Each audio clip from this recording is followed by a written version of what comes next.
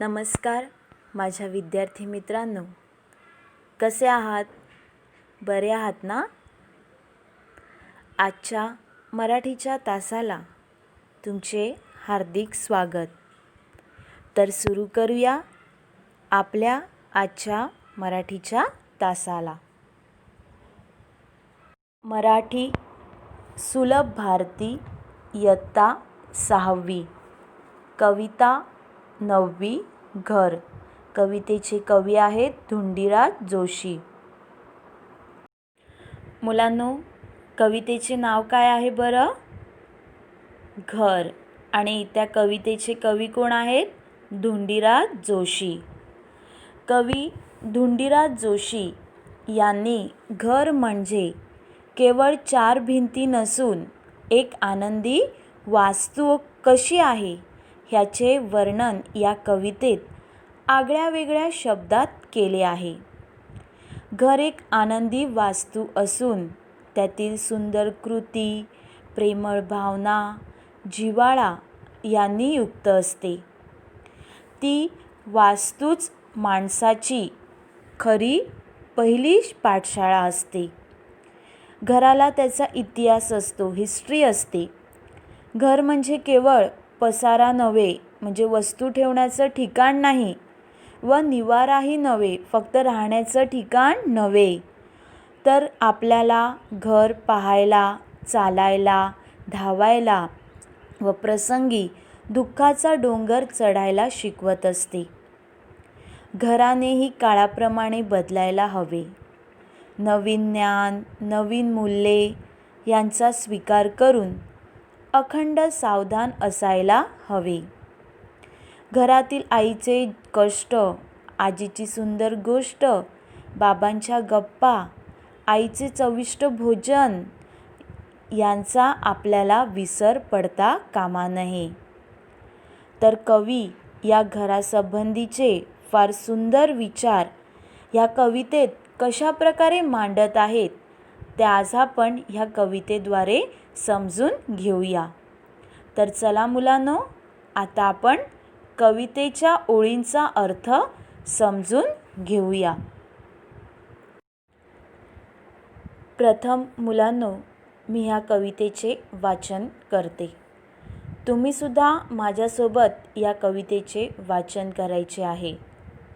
तुम्ही सगळ्यांनी मराठीची टेक्स्टबुक काढली आहात ना? Very good. तर चला आता आपण कवितेचे वाचन करूया. कविता 9वी घर. या कवितेचे कवी आहेत धुंडीराज जोशी. काय नाव आहे बरं कवींचं? धुंडीराज जोशी. घर नाही 4 भिंती, घर असते देखण्या कृती. घर नाही एक वस्तू, घर म्हणजे आनंदी वास्तू.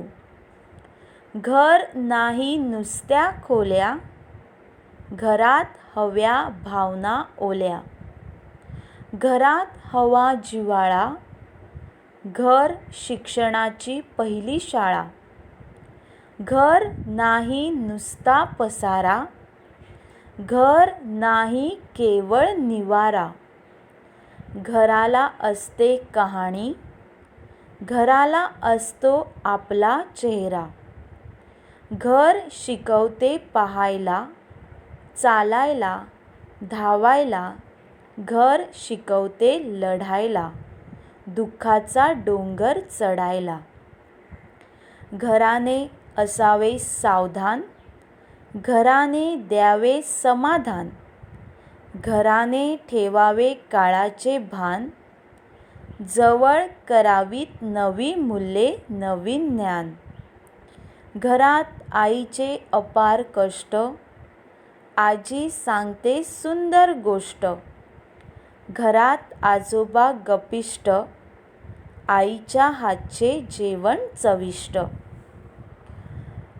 तर मुलांनो, तुम्ही पण माझ्यासोबत कवितेचे वाचन केले? गुड. तर कवितेला सुरुवात करण्या अगोदर आपण प्रथम ह्या कवितेचे शब्दार्थ समजून घेऊया.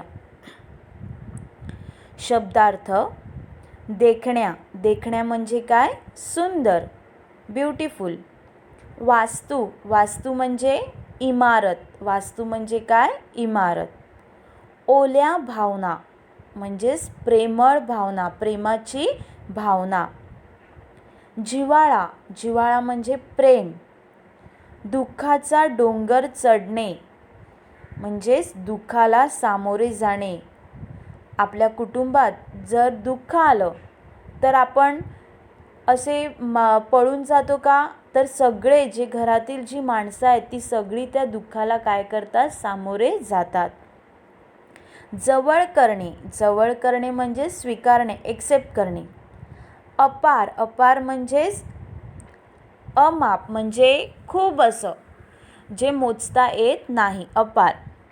गपिष्ट, गपिष्ट म्हणजे गप्पा करणारे, आपण गॉसिपिंग करतात की नाही तसं. चविष्ट, चविष्ट म्हणजे एकदम टेस्टी, यम्मी, चव असलेले. तर समजलं तुम्हाला शब्दार्थ? ओके. तर चला आता आपण कवितेच्या ओळींचा अर्थ समजून घेऊया. घर नाही चार भिंती, घर असते देखण्या कृती. घर नाही एक वस्तू, घर म्हणजे आनंदी वास्तू. मुलांनो, वास्तू म्हणजे इमारत, वास्तू म्हणजे काय? इमारत. तर कवी इथे म्हणत आहेत की घर म्हणजे केवळ उभारलेल्या चार भिंती नव्हेत, ज्या आपण सिमेंट, विटांनी, दगडांनी ज्या आपण घर बनवतो, बरोबर की नाही? तर त्यांनी बनवलेली एक वस्तू नव्हे, तर घर म्हणजे त्या घरातील माणसांनी ते घरपण टिकवण्यासाठी ज्या सुंदर कृती केलेल्या असतात, कर्म केलेली असतात, कार्य केलेली असतात, त्यांनी युक्त असे ते घर असते. तेच काय असते? घर असते. घर नाही एक वस्तू, घर म्हणजे आनंदी वास्तू. कवी म्हणत आहेत की घर केवळ एक वस्तू नसते, तर ती एक आनंदी इमारत असते, वास्तू असते, जिथे आनंदी आनंद असतो. तिथे दुःख जरी आली तरी सर्वजण त्या दुःखात मिळतात. आणि घर हे असं आहे की जिथे आपल्याला भरपूर असा आनंद मिळतो. मुलांनो बघा, आपण कुठेही फिरायला गेलो, कुठे जरी आपण शाळेत आलो तरी आपल्याला घरी जायची ओढ असते. शाळा जशी सुटते तशी आपण धावतात की आम्हाला घरी जायचं आहे, बरोबर? म्हणजे घर हे आपल्याला काय देते? एक प्रकारचा आनंद देतो. म्हणूनच कवी म्हणत आहेत की घर नाही चार भिंती, घर असते देखण्या कृती. घर नाही एक वस्तू, घर म्हणजे आनंदी वास्तू. घर नाही नुसत्या खोल्या, घरात हव्या भावना ओल्या. घरात हवा जिव्हाळा, घर शिक्षणाची पहिली शाळा. मुलांनो, कवी इथे आपल्याला सांगत आहेत की मोठे मोठे बंगले किंवा खूप साऱ्या अशा खोल्या, रूम्स असतील, ते घर नव्हे, तर घर कशाला म्हटलं पाहिजे? की जिथे भावनांचा ओलावा हवा, प्रेम हवे, माया हवी. कारण घर ही शिक्षण देणारी पहिली शाळा आहे.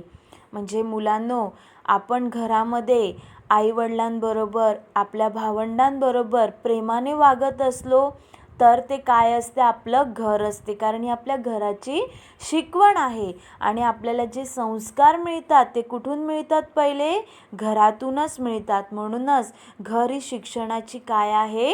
पहिली शाळा आहे. म्हणूनच कवी काय म्हणत आहेत? घर नाही नुसत्या खोल्या, घरात हव्या भावना ओल्या. घरात हवा जिव्हाळा, घर शिक्षणाची पहिली शाळा. घर नाही नुसता पसारा, घर नाही केवळ निवारा. घराला असते कहाणी, घराला असतो आपला चेहरा. मुलांनो, कवी इथे आपल्याला सांगत आहेत की केवळ विविध वस्तूंनी भरलेले असते ते घर नव्हे. हा झाला वस्तूंचा पसारा. म्हणजे आपण घरामध्ये घर एकदम सुंदर दिसण्यासाठी घरामध्ये शोभेच्या वस्तू आणून ठेवल्या, तर ते आपलं घर नाही. की शोभेच्या वस्तू आणून ठेवल्या, घराला एकदम सुंदर बनवलं, तर कवी त्याला घर म्हणत नाही आहेत. तर घर म्हणजे केवळ निवाराही नव्हे. कवी काय म्हणत आहेत की घर म्हणजे फक्त राहण्याचं ठिकाण आहे म्हणून नाही, ते आश्रयस्थान आहे असे नाही, तर प्रत्येक घराला स्वतःचा इतिहास असतो. इतिहास म्हणजेच हिस्ट्री, कहाणी असते. तर मुलांनो बघा, कधी तुम्ही ऐकलं असेल की तुमचे आजी आजोबा कदाचित म्हणत असतील की हे घर बांधण्यासाठी आम्ही खूप कष्ट केले, दिवसरात्र मेहनत केली, तेव्हा आम्ही हे सुंदर असं घर बनवलं आहे.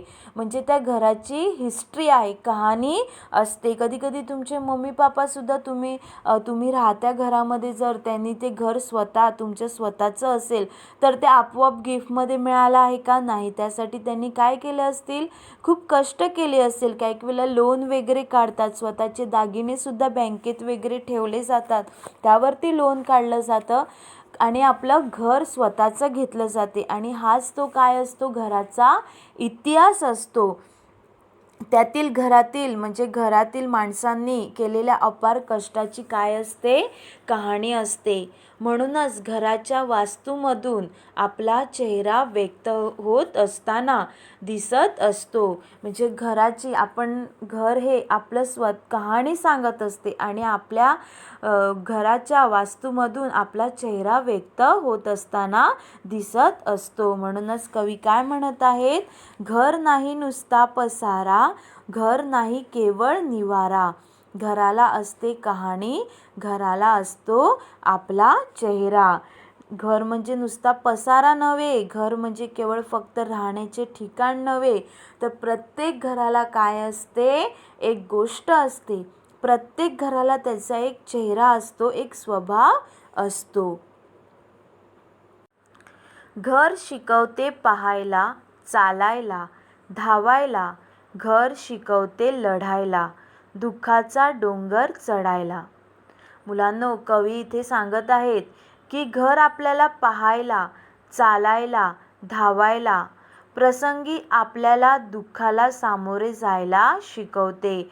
जेव्हा आपल्यावर दुःख येतात, त्या दुःखाला सामोरे जायला सुद्धा कोण शिकवते? घर शिकवते.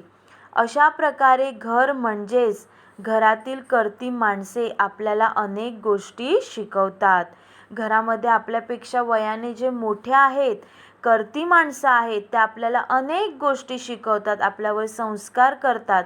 म्हणूनच आपल्याला घराबाहेरील प्रतिकूल परिस्थितीला तोंड देणे शक्य होते. म्हणजे मुलांनो बघा, जर आपल्या घरामध्ये काही संकट आलं तर त्या संकटाला घरातील माणसं कशा प्रकारे सामोरे जातात ते आपण आता बघतो की नाही.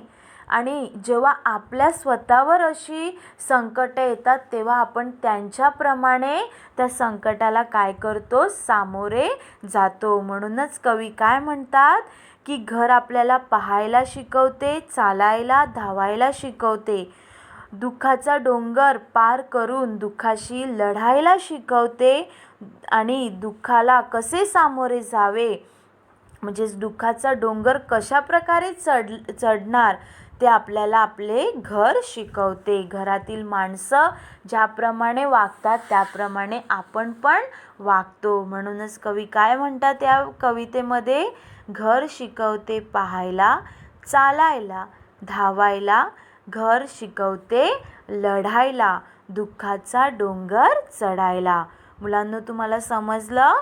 ओके. घराने असावे सावधान, घराने द्यावे समाधान, घराने ठेवावे काळाचे भान, जवळ करावीत नवी मूल्ये, नवीन ज्ञान. मुलांनो, कवी म्हणत आहेत की आपलं जे घर आहे ते अखंड सावधान असणे आवश्यक आहे. आपल्या घराने नेहमी काय असलं पाहिजे, सावध असलं पाहिजे. घराने सुख समाधान द्यावे, आपलं जे घर आहे त्यामध्ये आपल्याला सुख समाधान मिळालं पाहिजे. म्हणजेच घरातील घरपणात प्रत्येकाला समाधान मिळणे आवश्यक आहे. घराने म्हणजेच घरातील माणसांनी बदलणाऱ्या काळाचेही भान ठेवून त्याप्रमाणे नवीन मूल्ये व नवीन ज्ञान आत्मसात करणे आवश्यक आहे. घरातील प्रत्येकाने नवीन विचार, नवीन ज्ञान आपलेसे करून घेतले पाहिजेत. घराने नेहमी काळाची जाणीव ठेवावी, म्हणजे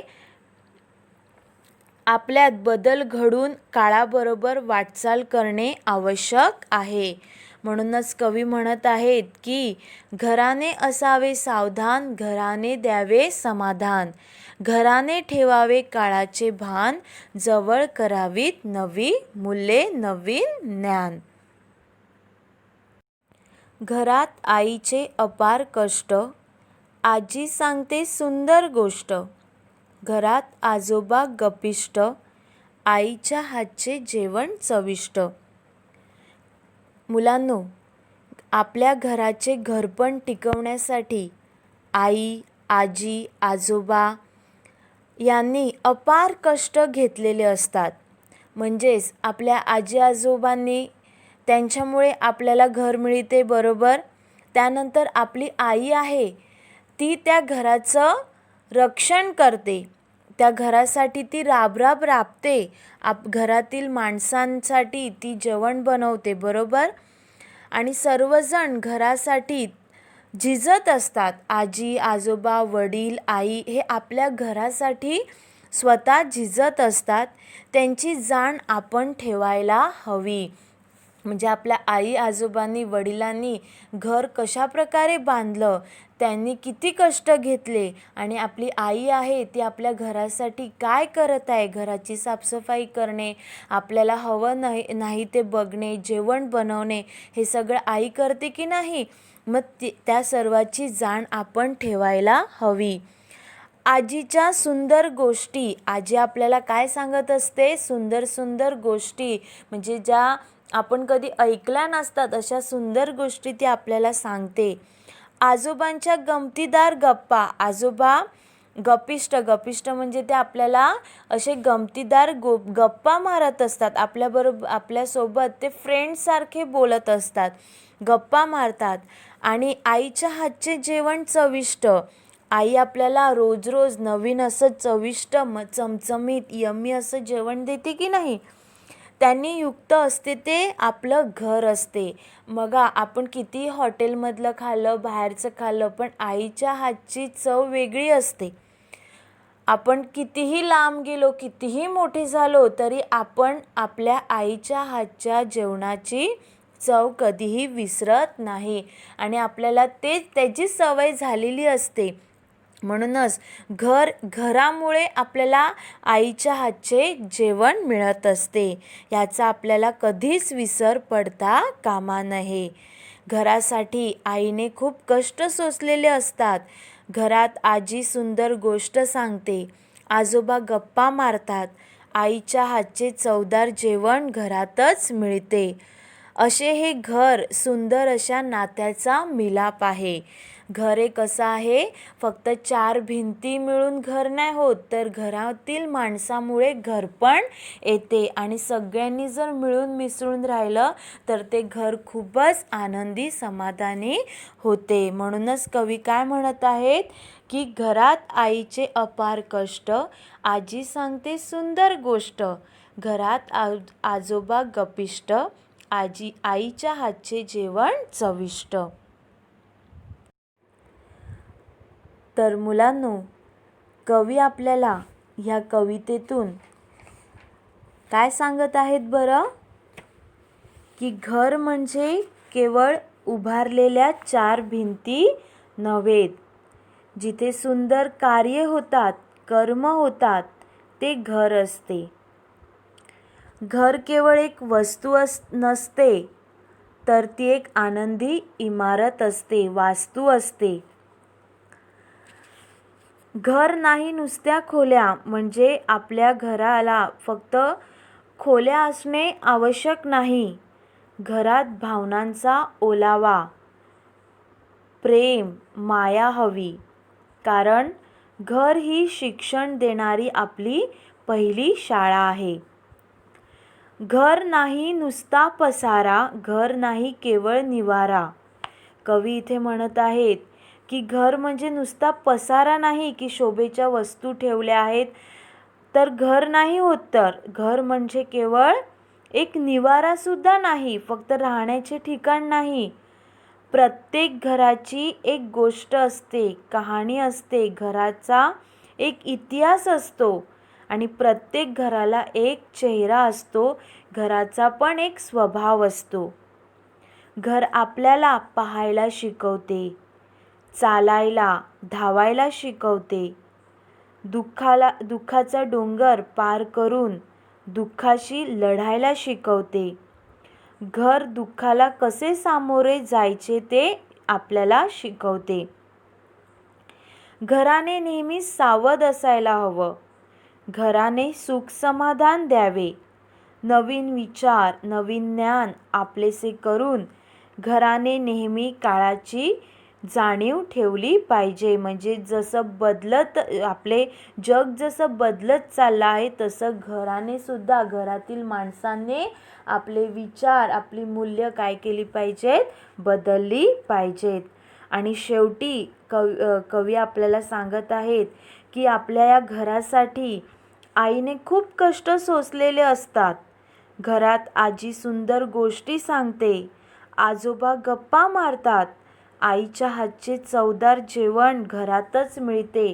बाकी कुठेही आपल्याला आपल्या आईच्या हातचे जेवण मिळत नाही. आपण कितीही मोठे 5 स्टार हॉटेलमध्ये जेवायला गेले, म्हणजे आईच्या जेवणाची चव असते ती आपल्याला दुसऱ्या कुठेही मिळत नाही. आणि असे हे घर अशा सुंदर नात्यांचा एक मिलाप आहे, जिथे एकमेकांना समजून घेतले जाते. असे हे घर ह्या आपल्या कवितेत कवी धुंडीराज जोशी यांनी या कवितेत, घर या कवितेत असं सुंदर असं वर्णन केलं आहे. तर मुलांनो, तुम्हाला घर ही कविता समजली? तर मुलांनो, ही कविता तुम्ही पुन्हा एकदा मोठ्या आवाजात घरी वाचायची आहे. वाचणार ना सगळेजण? ओके. आता आपण पुढील तासाला भेटूया. धन्यवाद.